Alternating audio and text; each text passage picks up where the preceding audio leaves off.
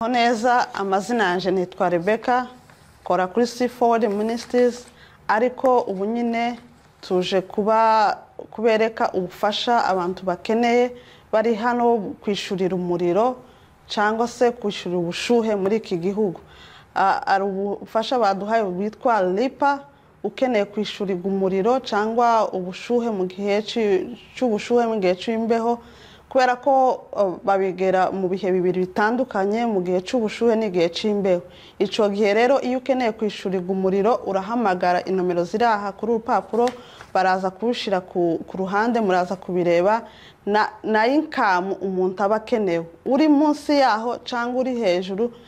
Uri munsi yaho wemerewe kwishurirwa umuriro ariko uri hejuru nkuko tubizi iyo tugiye kwa Afrika za Medicaid niyo urengejeho $1 rumwe ntibakwemerera ariko iyo uri munsi yaho barakwishurira kabisa nta kibazo ariko ugomba kumakinga appointment bakakwishurira.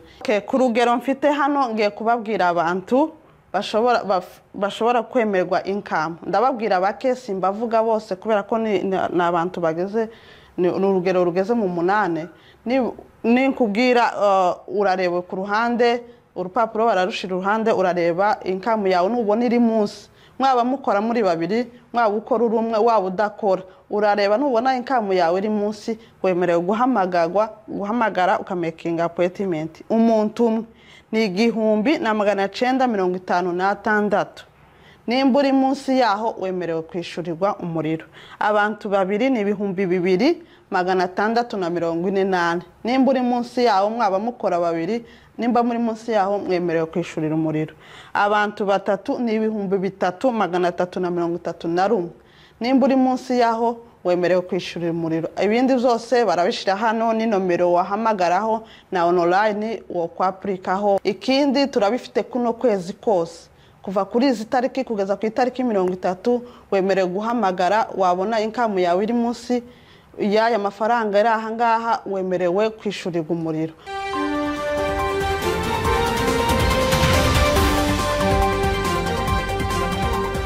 Turashuje mwese mudukurikiranye C4 mu biganiro bitandukanye duhora tugira hano kandi mudahwema kudutera inkunga. Tubahaye ikaze kuri C4. Tuba dufite ibiganiro bitandukanye n'abatumirwa batandukanye bakunze kuza bakatuganiriza tukaganira ku ngingo zidufitiye akamaro n'ibindi byose tuba dukwiye kumenya.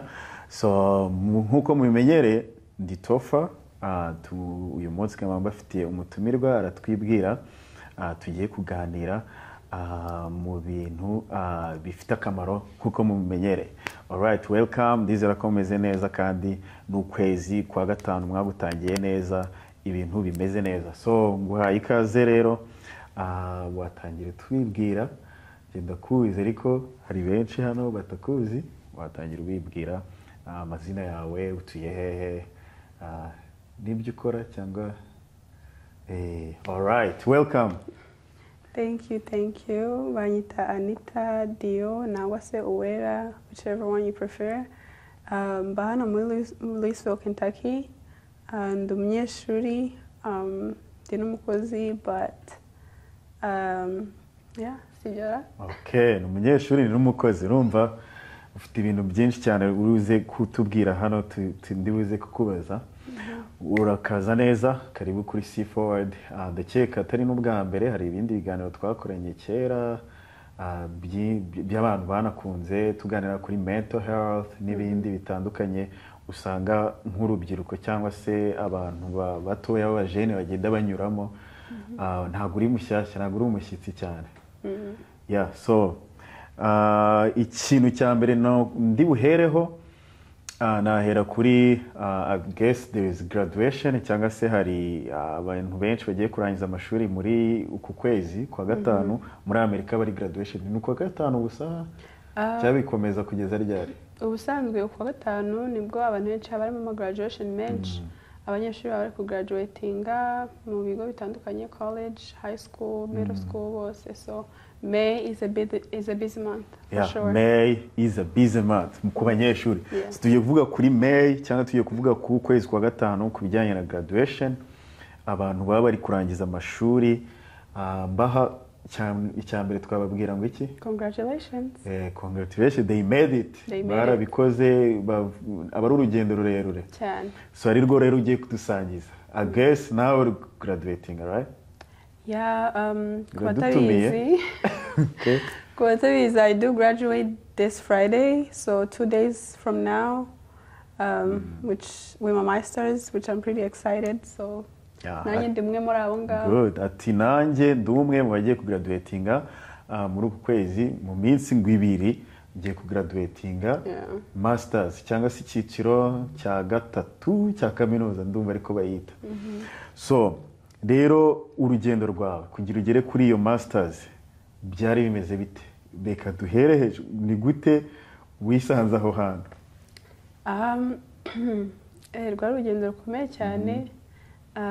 Natangiye college mvuye muri high school, so navuye muri middle school, high school, ntangira college ariyo amashuri yisumbuye, right? Byari urugendo rukomeye, of course.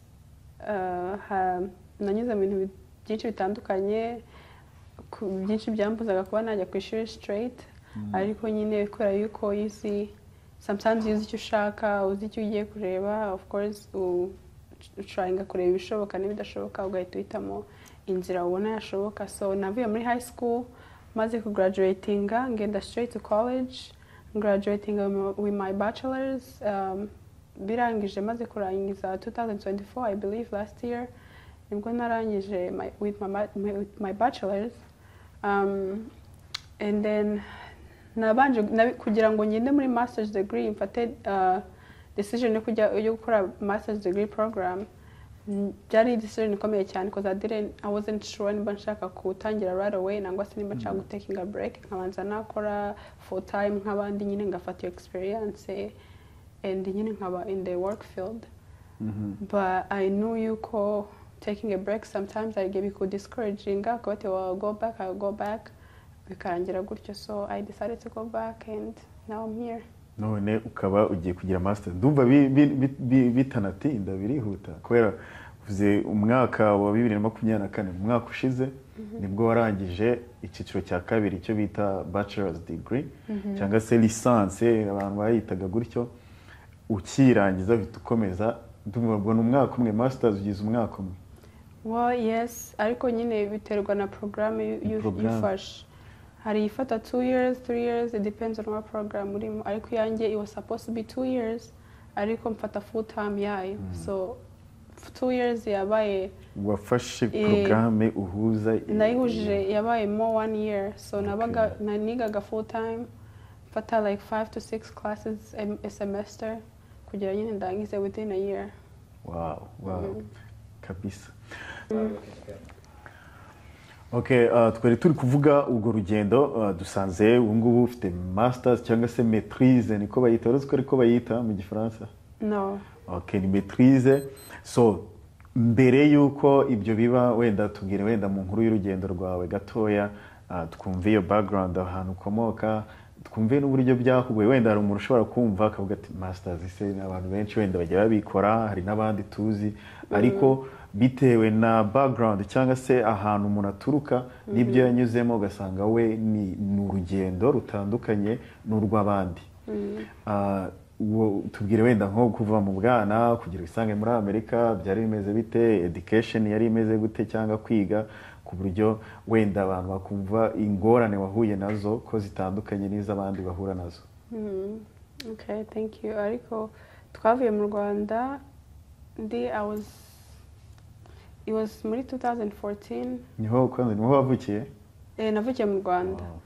Muri Gihembe, right? Nkambi y'impunzi ya Gihembe. Okay. So niho navukiye, tuva mu Rwanda 2013, ariko hari towards the end of nyine umwaka tugera no muri the United States, ariko I think it was around New Year's or Christmas, ntabwo nibuka neza, ariko 2014 yari irimo kwinjira 2014. Yeah, so navuga yuko twinjiye mu Rwanda, muri the United States muri 2014. So tukigera hano, obviously twari turi new immigrants. The adjustment was difficult, of course, to trying nyine ku adaptinga ku bundi buzima, kwiga Icyongereza, kumenyera intuza a world tutamenyereye n'abantu ubuzima bwa hano, so it was hard nk'abantu bose nyine bageze hano babivuga, ariko twebwe tukinagera hano twari one of the first people bavuga ikinyarwanda. I feel like twasanze abantu like nk'imiryango 5 hari ivuga ikinyarwanda. But now hano muri Kentucky n'ubundi mwahise muza? Hano muri Kentucky, ariko ubu ngubu nyine ni benshi. So it was an adjustment for sure, ariko ngewe ku giti cyanjye cause ku batabizi I'm the oldest. Mukuru muri famille. Ni njye mukuru, mfite aba siblings 2. So I had to like adapt quick. Niko nabivuga, I had to adapt quick. Nkavuga ati okay, I have to know the ins and out. Kandi ufite imyaka ingahe? I was 13, I believe. Yeah, I was 13. So rukumva ubuzima bwari bukomeye, nta cyongereza nari nzi. It was a sad time, stressful, but you learn to adapt. Ukagenda wigira ku bantu, uganira abantu. Navuganaga n'abantu ngiye like mu masinye kwa kundi. Yeah, sign language. Nta cyongereza wari warize muri Afrika mu Rwanda? No. Okay.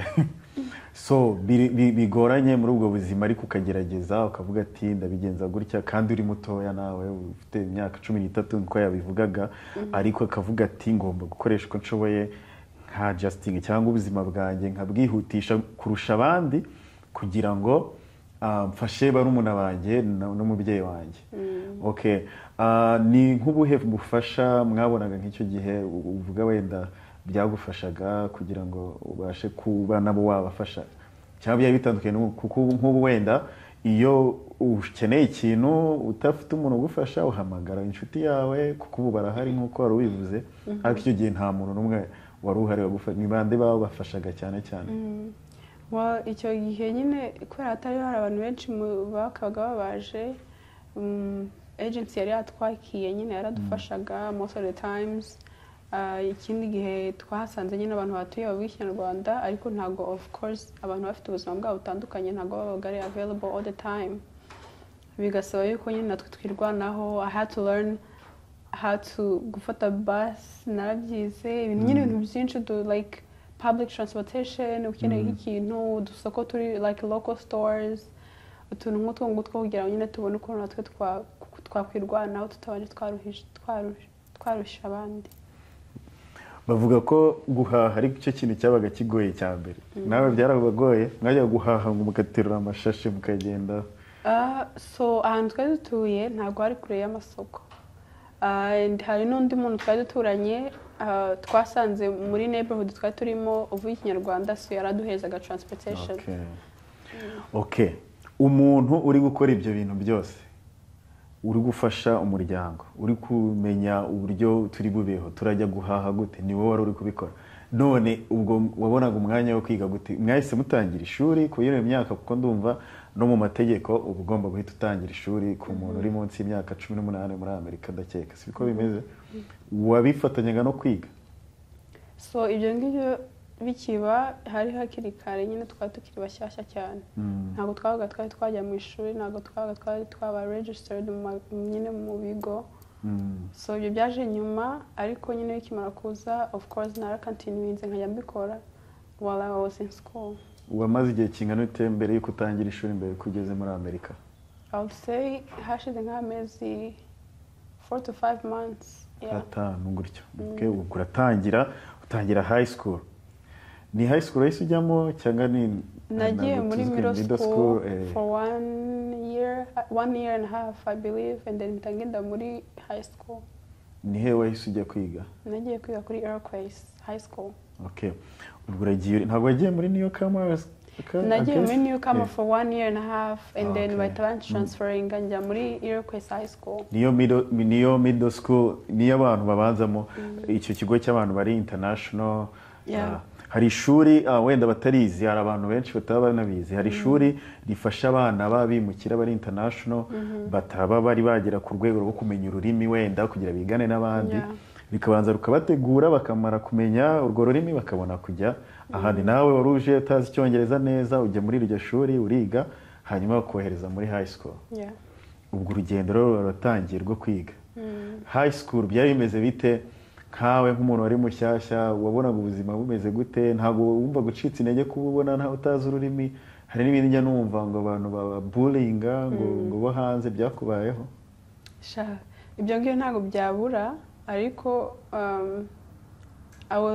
ukuntu ngiye nakuze no mu bwana bwanjye I was very determined nyine kumenya ibintu nkikiri umwana nkikiri mutoya kubera nyine hari ubuzima umuntu aba abayemo kuba I have to know this mfite kumenya bino so I can support my loved ones so nkigira no muri high school niko byagenze navuye kuri new kama wenda nzi nkuvuga ati ngo hi how are you nyine the basics and then njya muri high school kuri Airquest high school maze kumenyamo duke nkaya mbona of course I did so abantu babulinga abandi bullying hari ubwo wavuga ni nk'iki ni nko kunyuzura gutoteza abandi mudahuje kubera yuko wenda atavuga icyongereza neza wenda akamuba yambulinga ngo you look a certain way wenda bitewe nuko wambara na culture yawe kuntu mwambara nangwa se ngo ntabwo uvuga icyongereza ntabwo ufite accent nziza nyine ibintu narabyumva nawe ibyo rero narabibonaga ariko njyewe I actually used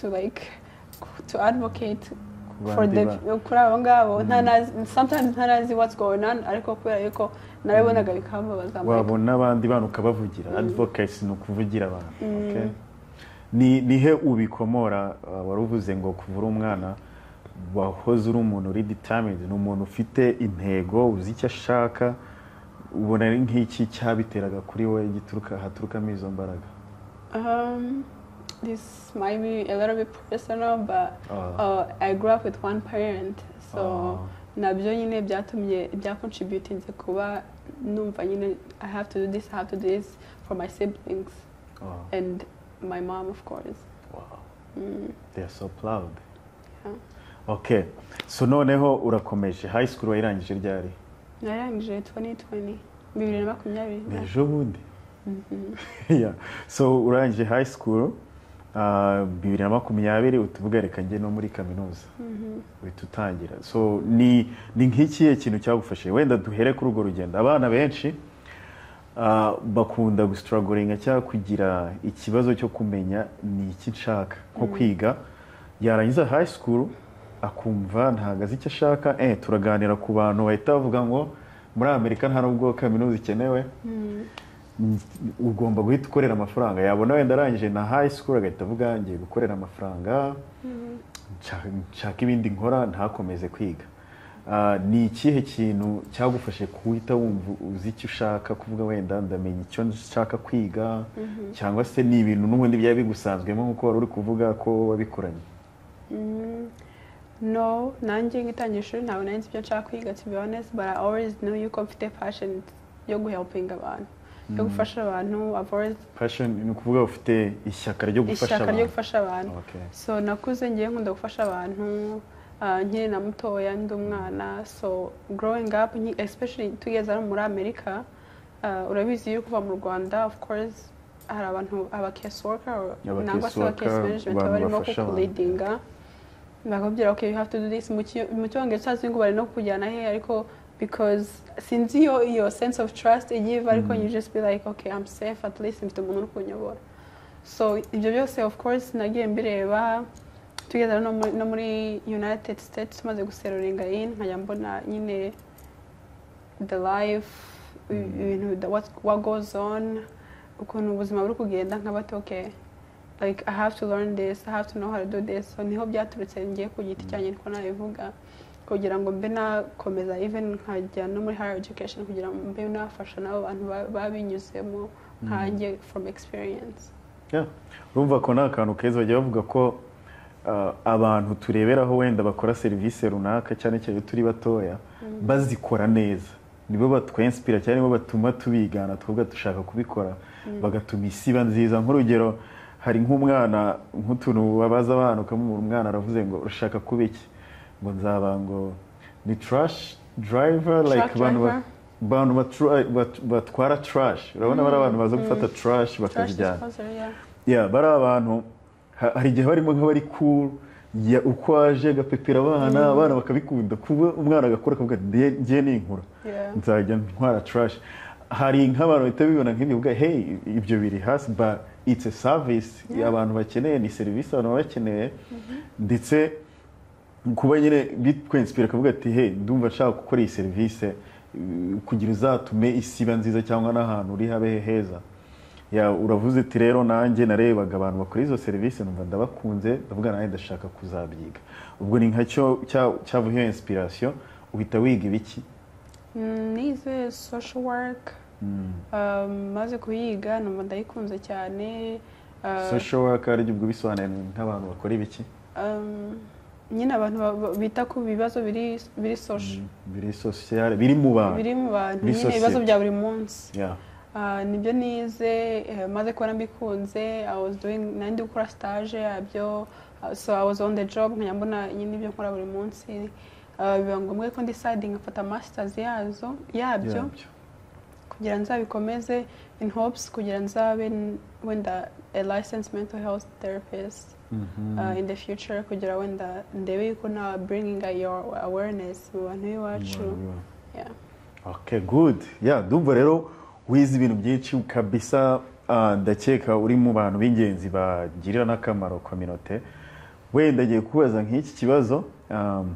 nk'umuntu umaze kubyiga iyo ugeze kuri level cyangwa urwego rwa masters ubutangiye nta nubwo ubutangiye umaze kugera ku rwego rw'abantu bita ba expert abantu b'inararibonye mu kintu runaka cyangwa b'inzobere mu kintu runaka uba umaze kwinjira mu bintu neza nko muri urwo rwego rwo kureba ibibazo nko muri community ubona ari nk'ibihe bintu bigaruka cyane bikomeye abantu bakifitemo ibibazo nk'ibibazo byinshi wagiye ureba nko muri community I mean when it comes to inoza nyine ibibazo biri social muri community yacu ni ibibazo bibaho buri munsi pe every day umuntu aba afite ikibazo runaka mfite akazi I don't know how to get to work mfite ndakora ntabwo ndi kubona food stamps kandi mfite abana benshi mfite ibibazo byinshi ariko I don't want to talk about mental health nyine ibintu nk'ibyo ngibyo so muri society yacu ni ibintu bibaho on a daily basis every day bibaho ariko kugira ngo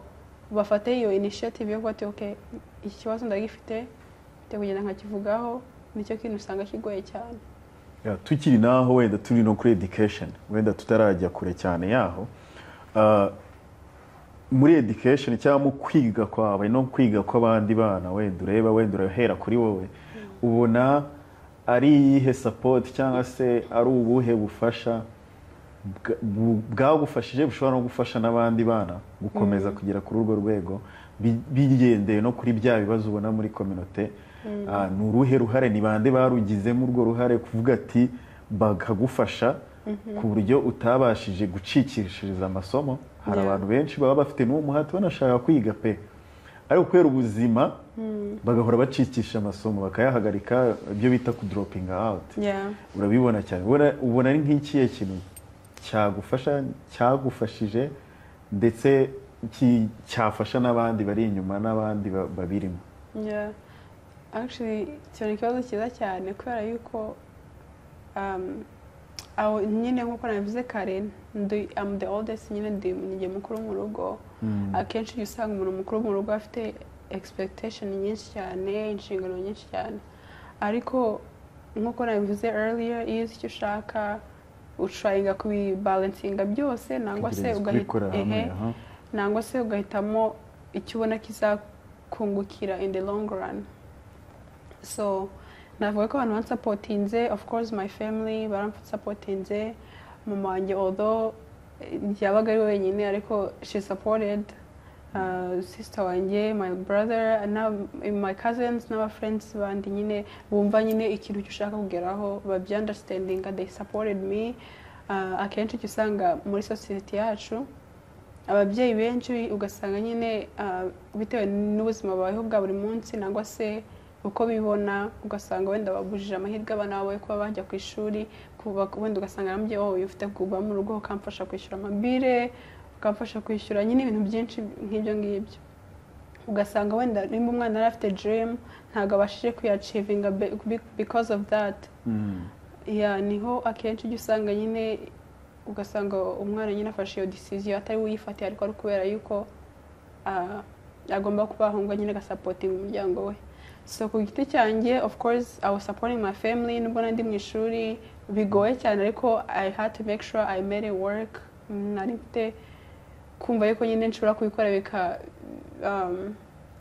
bigakunda nubwo nari mfite n'ibindi ku ruhande biba biri difficult ariko sometimes mu buzima niko bumeze you just have to do what you have to do uti byari bikomeye ariko warabikoraga ukabifatanya n'ibindi ariko umuryango wawe nyirizina akaba ari wo bantu bakomeye bagufashije kugira ngo ubigereho wavuga ko tuvuge ni gute byari bimeze nk'umuntu wigaga anasapotinga umuryango bivuze ngo warakoraga wize uhagarika gukora uniga hakaba hari abantu benshi cyane bavuga ko n'ibyo bidashoboka kutakwiga unakora mbese ko kimwe kigomba kubaho ikindi ntikibeho ni gute wabihuzaga wabonaga byari bimeze gute tubwireho gakeya umuntu ukora full time uniga full time gute wabigenzaga ku buryo n'undi muntu uri hariya yavuga ati burya kwiga birashoboka nawe ngiye kwiga Yeah, that's a good question. It was very hard. Byari bikomeye cyane.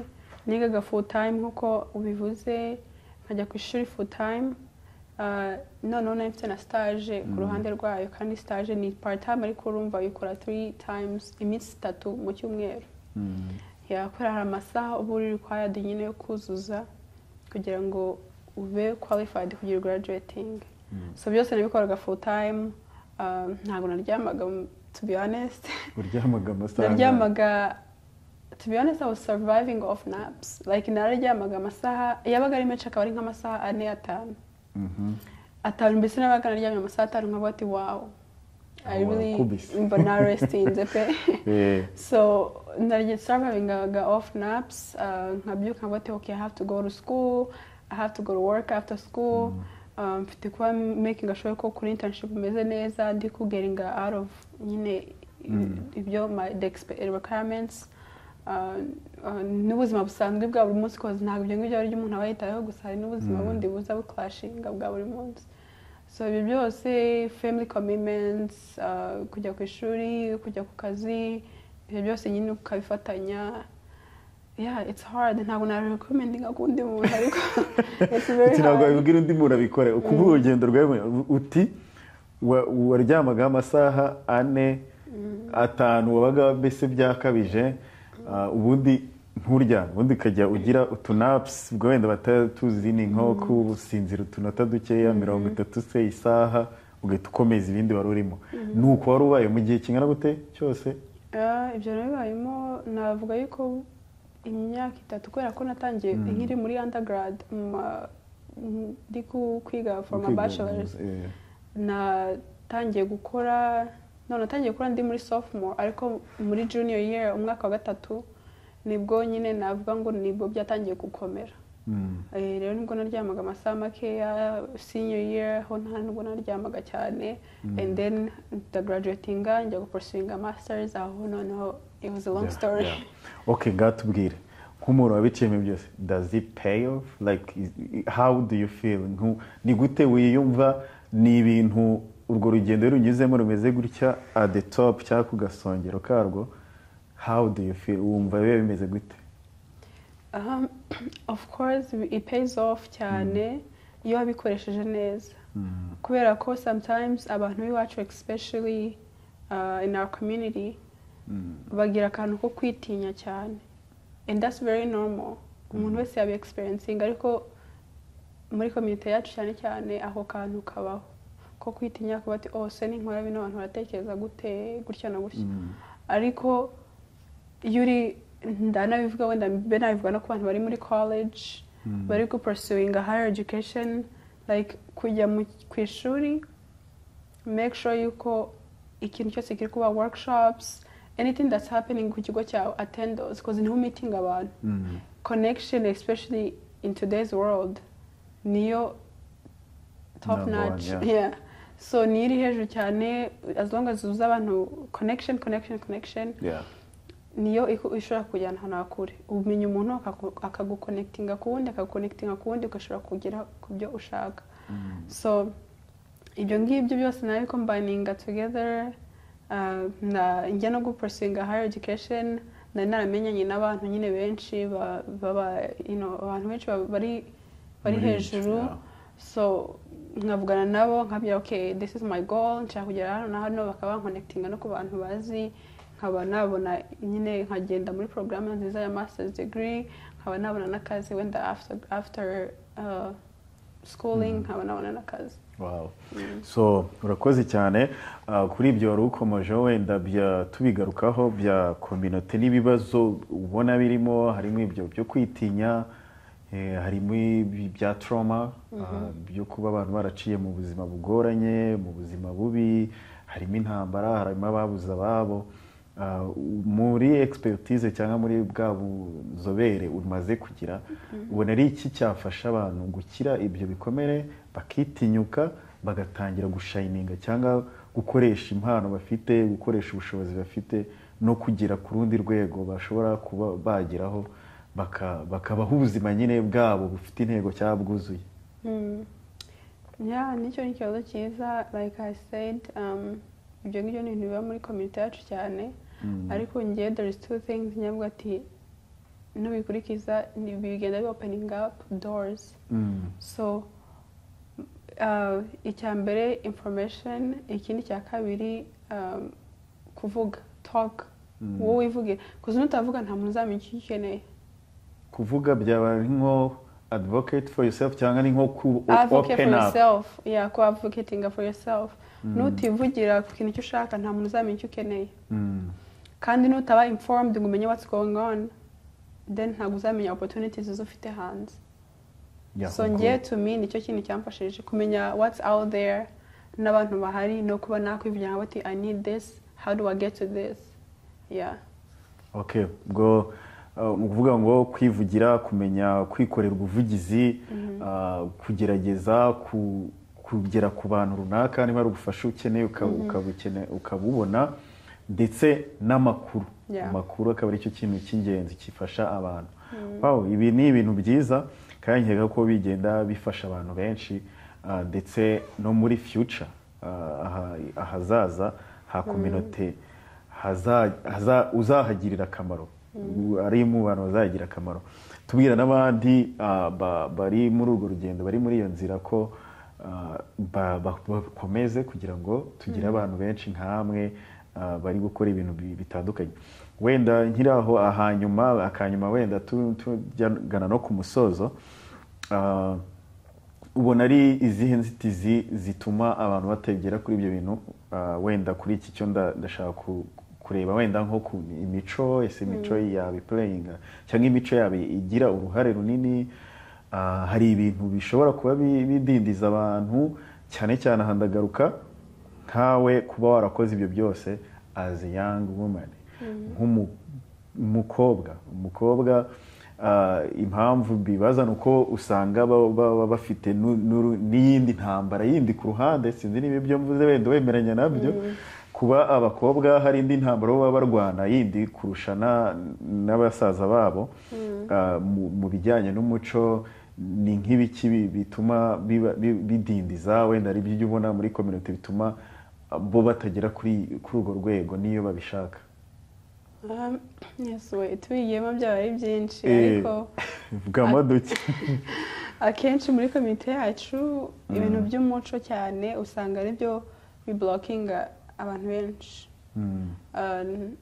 muri make wenda njye navuga ko there is a lot of things that I agree with wenda based on nyine ku muco wacu hari n'ibindi nyine ntumva nkabona yuko why nyine nkibaza why I guess wenda mbonye umuntu winsobanurira cyane nkamenya to why icyo kintu cyari gihari nabyumva ariko akenshi usanga wenda let's say nk'umukobwa wujuje like 25 and up aravuga okay ndakuze cyane I have to get married ibintu nk'ibyo ngibyo I don't have time to go to school nyine ugasanga bise pressure iyo peer pressure wenda n'ababyeyi biwe bagatangira kuvuga oh you have to get married ishuri zabariza but really iyo ubaye married combining nyine urugo having kids and going to school it's a lot of work sometimes bishobora no kudakunda ugasanga n'ibyo ngibyo rero bibabujije kuba fulfilling dreams zabo so nyine muri komite yacu gushyiraho nyine iyo a certain age kuba ati ufite kuba warachivinze ibintu ufite imyaka, ufite kuba warabaye married ufite imyaka, ufite kuba waragraduated ufite imyaka. Icyo akenshi I feel like nicyo kintu kica abantu biwacu cyane. Ikindi ni ukuvuga ati okay, mu muco bimeze gutya, you have to follow this. Sometimes hari ibintu ufite kwirengagiza kugira ngo ugere ku cyo ushaka. Ukica umuco? Ntuwice. Ntuwice pe, ariko nyine ugasobanuza and then ukadeciding. Yeah. Ati ya, bivuze neza ati hari ibintu byinshi usanga abantu bagendera ku byo babona ati ku myaka 25 umwana w'umukobwa ati ngomba kuba nshatse, cyangwa wayigira ugatangira kumva ibyacitse, ubwo niyivuze ariko hari n'abamva niyo munsi yayo 22 ari myinshi cyane, noneho ntakomeze kwiga akavuga ati byarandengeranye. Ubwo byaba ngombwa ashatse afite n'urugo nk'ibyo wavugaga ntago wabikora utaryama kandi ufite abantu witaho. Hari ibyo ugomba kwirengagiza mu kwiga, nk'urugero nk'iyo nkuru watubwiraga, ariko utaba wakora ufite urugo ufite abana ugomba kurera. Hari n'ababikora bashatse bafite abana benshi kandi they still go to school, like ukabona nyine ni ibintu they determined, ariko ntabwo bavuga ati ngo ni bose babikora. It's not everybody, it's hard and it depends on household. Ukubayeho ntabwo ariko undi muntu abayeho, so ukundi byamushobokera ntabwo ariko nawe byagushobokera. Ariko n'abantu bashatse bazi icyo bashaka, bafite abana, they still go to school kandi bagapursuinga ibyo bashaka, bakagenga no kuri dreams zabo. Okay. Aka message ka nyuma waha nk'ababyeyi badukurikiye bari kureba iki kiganiro, wenda wavuga kuri experience cyangwa se kuri ubwo buzima, iryo somo n'ishuri waciyemo, ni nk'akahe butumwa wababwira ati babyeyi bigende gutya kugira natwe tugere hano? Navuga ngo wenda isomo nabahereza ni uvuga ngo let your kids explore. Ureke abana bawe, ntubahodinge nyine, ntubafate ngo kugira ngo uvuge ati ngo ngo ufite imyaka nangwa se ngo ufite gustenga no ngo mfashe. Of course bazagufasha, kandi umenye ko ikintu bakurikiye ari ikintu kiri long term, atari ikintu cyako kanya. Ushobora kuri gushagoringa aka kanya ariko atari ibintu bizahoraho. So kuba wenda wowe utarabonye opportunity kuba wagenda kwiga nangwa se ugere ku buzima bw'ushaka runaka, reka umwana wawe abijyemo, ajye kwiga, apursuing dreams yiwe, and then iryo shema ari guheshe, kuko graduatinze arangije amasomo n'ayangaya nawe graduatinze nge niko mbibona. So urangije amashuri aba yakurangirije. Wow, iyo ni message nziza ati umwana wawe ageze urwego ageraho akarangiza amashuri, nawe ubu yarangije, cyangwa akagera kuri urwego nawe ubu rugezeho. Yeah, this is good. Ndumva twasoza ikiganiro cyacu kandi twagize ibintu byiza twaganiyeho. Abantu bagiye ku graduating ejo bundi tubabwira iki mwese? Muradutumira? Yeah. Congratulations to the upcoming graduates, kandi continue to dream, follow your dreams, don't give up, and you got this. Yeah, we are proud of you guys out there aho muri mwese, kandi ndizera ko mugiye kuzanira community urwego runaka, mugiye gukemura ibibazo dufite bitandukanye. Harimo abari kwiga bari kurangiza by'amategeko, harimo abagiye kurangiza ibindi bitandukanye, abaganga, abaforomo, abo bose bagiye twungutse muri community. Ndakeka ko ubuzima bwacu na community muri rusange n'isi muri rusange n'ibihugu dukomokamo, niba ukomoka muri Afrika ukaba wize, ibihugu ukomokamo babyungutse abantu babigirira akamaro, kandi don't stop there. Kandi ni mwebwe future leaders. Yeah, future leaders. Ngiye kuba abayobozi bazayobora ibintu bitandukanye. Yeah, congratulations. Ndizera ko abantu bose bari kugira ibihe byiza, kandi navuga wenda mu bintu nsoza byo nk'agatangazo nakomozaho twe twarabivuze mbere, hari abantu batabikurikiranye wenda ubu ngubu real ID warahinduje ID ni big deal. Abantu badafite ID nshyashya cyangwa se indangamuntu nshyashya iriho akanyenyeri bagiye kuzishaka kuko bashyizeho deadline, ntabwo guhera uyu munsi n'ejo May 7 ni munsi 3 eshatu Yeah, actually today nimba uyu munsi nangwa ejo nimba utarabikoze make sure you do so. Ya kuri zirindwi ntabwo bazajya batega indege no kujya muri federo cyangwa mu nyubako zimwe za leta. So mubikore niko gatangazo wenda twarenzaho ikindi mugira ibihe byiza uyu mwaka uri kugira hagati continue gukora cyane ku nzozi wari ufite uyu mwaka wa 2025 ushaka kugeraho ukomeze uzikoreho ushyiramo imbaraga kuko tugiye kujya mu cyiciro cya kabiri cy'umwaka gisoza umwaka wowe uri lucky cyangwa ufite amahirwe urangije neza ugeze hagati ufite masters yawe n'abandi bari gukorera amafaranga batari ku ishuri bakora amafaranga baduteza imbere n'ibindi byose.